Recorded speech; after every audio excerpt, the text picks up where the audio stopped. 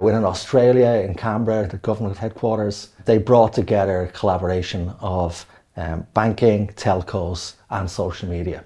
Now that's a big shift.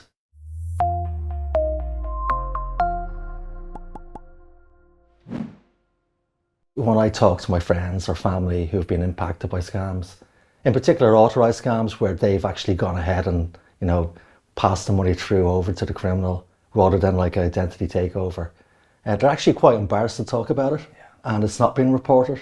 It's differing on actually what organisation I speak to. Some of them want to be able to take care of the customers. Like the intent is really there to look after the customers and see it as a market differentiator. Trust us, you're banking with us, we're going to look after you. And others are looking at like a pure P&L exercise where they say, look, I want to take no accountability, it's the customer's fault.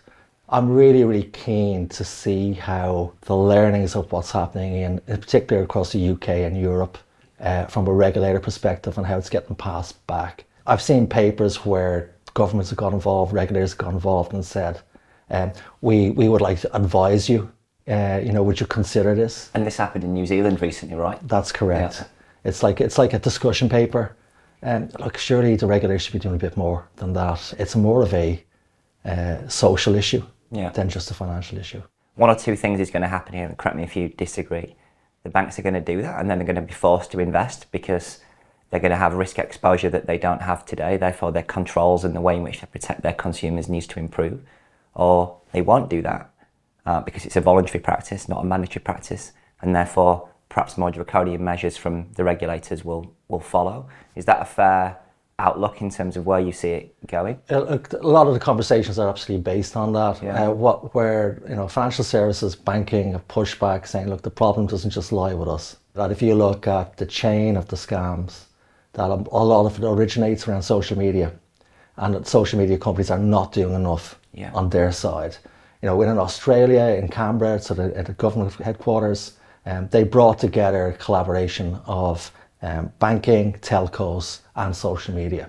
Now that's a big shift, because if we're talking about 3 or 4 years ago, Dan, I don't remember anybody ever saying that social media had a part to play, and certainly the government or regulator were not getting involved. Telcos are the next part. The amount of changes that are going on from scams from SMSs and so on. And we have seen some collaboration in Australia, right, between some of the banks and Telstra, for example. That's right, and they're looking at doing more there as well. And I think it's an interesting one. So originating from the Northern Hemisphere, moving to the Southern Hemisphere, I've always been interested in what's happening in the UK and Europe and how it follows through. What's happening in the UK around liability. Australia started looking at that and have sort of trying to find a balance. I believe Singapore now as well are kind of in the middle as well, saying, okay, well, what's the best practice here?